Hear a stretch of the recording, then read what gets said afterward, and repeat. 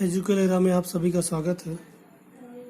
12th accountancy लेखा शास्त्र और अकाउंटेंसी में हमारा चैप्टर अभी जो चल रहा है चैप्टर 2 पार्टनरशिप फंडामेंटल, साझेदारी लेखे आधारभूत सिद्धांत। इस चैप्टर पर ये जो पार्ट है वो 28वें नंबर का वीडियो है और इस वीडियो में हम एनसीईआरटी आपकी सिलेबस की book page number 110 book part 1 non profit organisation and partnership account अलाभकारी संस्थाएं एवं साझेदारी खाते, ठीक है। इस चैप्टर से हम आज जो सवाल देखेंगे वो हमारा सवाल है क्वेश्चन नंबर 29। पेज नंबर 110 में जाकर आप इस सवाल को देख सकते हैं। क्वेश्चन नंबर 29, ये जो सवाल है 29 वो किस टॉपिक को कवर करता है? लाभ की गारंटी, ठीक है। ये क्वेश्चन जो है वो लाभ की गारंटी जो टॉपिक है उस टॉपिक को ये कवर करता है। तो देखिएगा सवाल लिखा है, पिंकी, दीप्ति व काकू एक फर्म में 5-4-1 के अनुपात में साझेदार हैं। 3 साझेदार पिंकी, दीप्ति व काकू और इनका अनुपात बता रहा है। लाभ को कैसे बांटते हैं? ये 5-4-1 जब जोड़ेंगे 5 4 9 1 10, 5 4 9 और 1 10, मतलब कि 5/10, 10 में से 5 हिस्सा इसका, 4/10, 10 में से 4 हिस्सा इसका और 1/10, 10 में से 1 हिस्सा इसका, तीनों का। ये इनका अनुपात है, रेशियो है 5/10, 4/10, 1/10। फिर उसके बाद लिखा है, काकू को यह सुनिश्चित किया गया कि उसके लाभ का भाग कभी भी 5,000 रुपए से कम नहीं होगा। मतलब कि ये दोनों साझेदारों ने इसको गारंटी दी है, उसको आश्वासन दिया है, निश्चित किया है कि आपको कभी भी लाभ जब दिया जाएगा तो वो 5,000 से कम नहीं होगा। मतलब जब भी लाभ होगा तो कम से कम आपको 5,000 रुपए लाभ के रूप में दिया जाएगा। जितना भी लाभ होता है कम से कम 5,000 रुपए आपको लाभ के रूप में दिया जाएगा जब भी लाभ होगा। यदि ऐसा तो यह कि पिंकी व दीप्ति द्वारा समान रूप से वहन किया जाएगा। मतलब कि यदि ऐसा नहीं हुआ, मतलब 5,000 से कभी कम होने लगा इसका हिस्सा, 5,000 से ऊपर जा सकता है, ठीक है, कम से कम 5 ऊपर जाएगा, कोई समस्या नहीं है। अगर 5,000 से 6,000 इसका लाभ हो जाए तो इसको 6,000 ही दिया जाएगा, मगर 5,000 से कभी भी इसका लाभ नीचे नहीं होगा। कभी यदि ऐसा होता है 5,000 से नीचे जाने लगे इसका लाभ, तो क्या होगा? उस स्थिति में जितनी कमी हो रही है उस कमी को कौन वहन करेगा? पिंकी व दीप्ति समान रूप से, मतलब जितना भी कम पड़ेगा वो बराबर बराबर पिंकी और दीप्ति अपने लाभ में से घटाकर इसको दे देंगे, ठीक है। वही बोल रहा है, यदि ऐसा होता है तो यह पिंकी व दीप्ति द्वारा समान रूप से वहन किया जाएगा। वर्ष का लाभ 40,000 हुआ, यानी इस वर्ष लाभ कितना हो गया? 40,000 रुपए। लाभ विभाजन को दर्शाते हुए आवश्यक रोजाना मचा प्रविष्टियां दर्शाएं।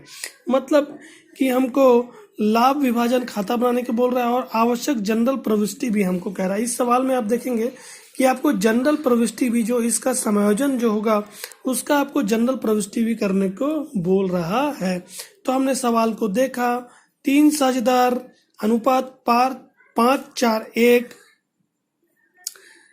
काकू को गारंटी दी गई है कि कम से कम 5,000 रुपए आपको लाभ प्राप्त होगा ही होगा।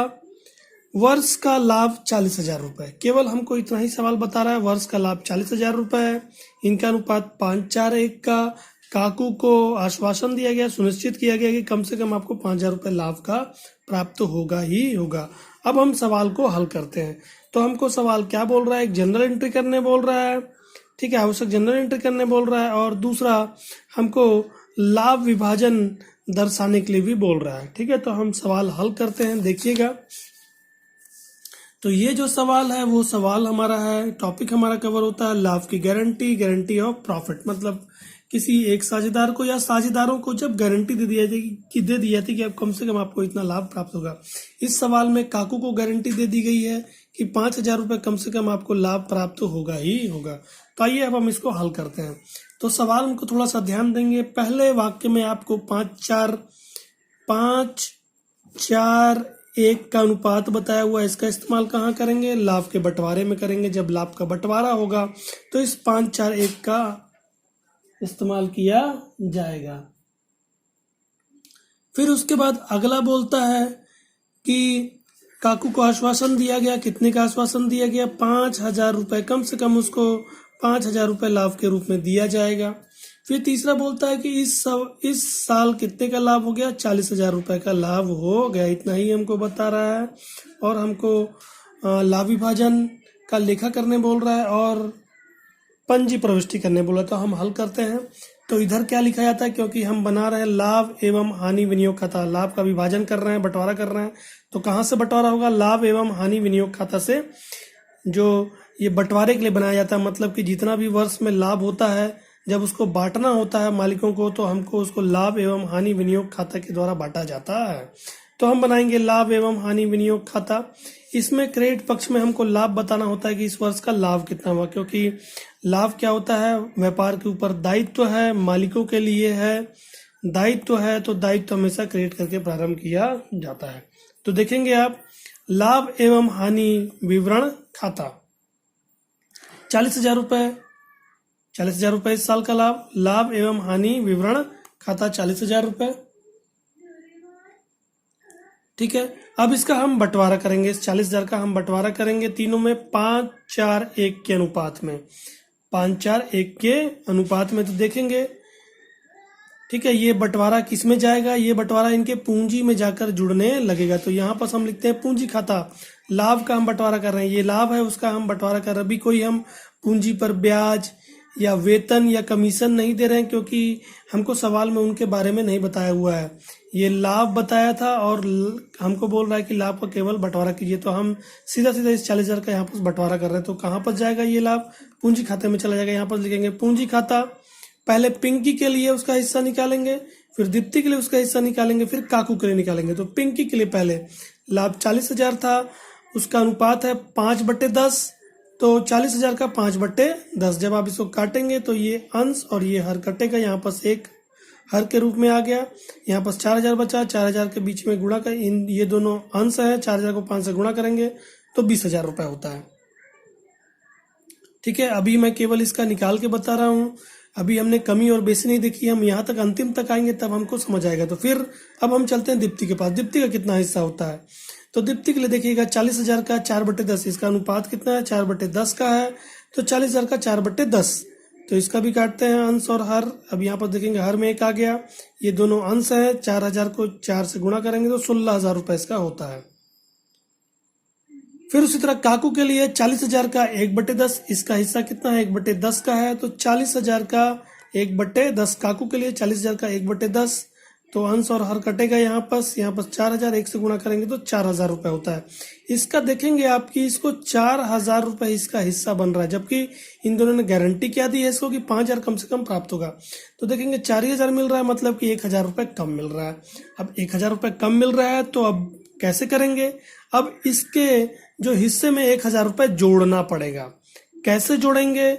ये दोनों क्या करेंगे? अपने में से कुछ जो भी इन्होंने समझौता किया, उस समझौते के अनुसार अपने में से इसको दे देंगे। तो इन्होंने समझौता किया है। सवाल में आप देखेंगे, सवाल में क्या बताया था? यदि ऐसा होता है, यदि कमी होती है, यदि ऐसा होता है तो यह पिंकी व दीप्ति द्वारा समान रूप से वहन किया जाएगा। मतलब जितनी भी कमी होगी, आप देखेंगे इसमें जहां पर उसको 5,000 मिलना था वहां पर 4,000 मिल रहा है, जहां पर 5,000 मिलना था वहां पर 4,000 मिल रहा है, मतलब कि 1,000 की कमी हो रही है। तो इस 1,000 की वह कमी कौन वहन करेगा? ये दोनों वहन करेंगे। कैसे वहन करेंगे?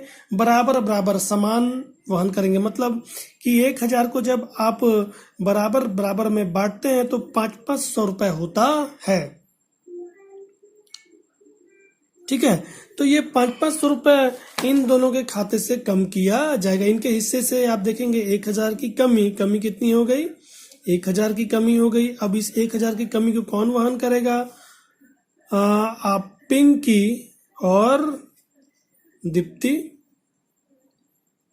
किसमें वहन करेंगे? बराबर बराबर, मतलब एक एक के अनुपात में, बराबर बराबर 1000 का 1/2, इन दोनों को जोड़ेंगे आप तो 2 होता है, तो 1/2 मतलब कि 500 रुपए। उसी तरह 1000 का 1/2 500 रुपए। ये दोनों अपने खाते से, अपने हिस्से से 500 रुपए कम करके इसको दे देंगे। ठीक है, तो हम इसको कैसे लिखेंगे देखिएगा। तो अब इन दोनों में से 500 रुपए को कम करना होगा, तो हम यहाँ पर पिंकी का जो 20,000 रुपए आया था उसमें से कमी माइनस करके दिखाएंगे, कमी 500 रुपए। तो 20,000 में से 500 कम हो गया तो इसका आता है 19,000 रुपए, इसके हिस्से में 19,000 रुपए आएगा। फिर उसी तरह दीप्ति के लिए, दीप्ति को 16,000 रुपए मिल रहा था, उसमें से इसको भी 500 रुपए कम करना है, तो कमी ऋण के रूप में हम घटाएंगे, माइनस करके कमी 500 रुपए, 16,000 में से 500 गया तो 15,500 रुपए इसको प्राप्त होगा। और उसी तरह काकू को जहां 4,000 रुपए मिल रहा था, 1,000 रुपए और देना है, तो कौन देगा? ये दोनों देंगे। तो यहाँ पर प्लस करते हुए, ठीक है, पिंकी 500 रुपए और दीप्ति 500 रुपए अपने हिस्से में से ये दोनों देंगे, तो इसका जोड़ आता है 5,000 रुपए। हम इस तरह इसको करके बताएंगे। अब उसके बाद जब हम जोड़ेंगे इसको 19,500, 15,500 और 5,000 जब जोड़ेंगे तो 40,000 रुपए हो जाता है। ठीक है, ये वर्किंग नोट नंबर 1 में इसका कैलकुलेशन मैंने करके बताया हुआ है। तो वर्किंग नोट नंबर देखिएगा, इसका 1 में मैं इसका आपको कैलकुलेशन दिखाता हूँ। ये इसका कैलकुलेशन है वर्किंग नोट नंबर 1। ठीक है, तो यहाँ पर पिंकी के लिए 40,000 का 5/10 20,000 रुपए आता है। उसी तरह दीप्ति के लिए 40,000 का 4/10 16,000 रुपए आता है। और काकू के लिए 40,000 का 1/10 4,000 रुपए आता है। ठीक है, अब काकू को 1,000 रुपए कम पड़ रहा है, ठीक है ना, तो 1,000 रुपए कौन देगा? ये दोनों देंगे। तो 1,000 इसके खाते में जोड़ दिया जाएगा इनके नाम से, तो हो जाता है इसका 5,000। इसको गारंटी जो आश्वासन दी गई थी अब इसके हिस्से में दे दिया जाएगा। और इन दोनों के खाते से ये जो 1,000 रुपए दिए ये बराबर बराबर वहन करते हुए इनके खाते से कम कर दिया जाएगा। तो हम कर्म करेंगे, तो इसका आएगा 19,500, इसका आएगा 15,500। इसी को इसमें यहाँ पर लिख दिया जाएगा। तो ये इसका वर्किंग नोट है, ये इसका वर्किंग नोट है। वहां पर मैंने इसका कैलकुलेशन आपको करके बताया, उसमें भी मेंस में मैंने बताया। ठीक है, तो ये इसका वर्किंग नोट। अब उसके बाद देखिएगा थोड़ा सा यहाँ पर मैंने उसका नोट आपको लिखकर भी बताया है कि आप चाहें तो इस तरह का नोट भी लिख सकते हैं आप। यहाँ काकू को लाभ की गारंटी 5,000 रुपए पिंकी एवं दीप्ति द्वारा दी गई है, जबकि काकू को लाभ में हिस्सा 4,000 रुपए आ रहा है। जबकि काकू का लाभ में हिस्सा कितना आ रहा है? 4,000 रुपए ही आ रहा है।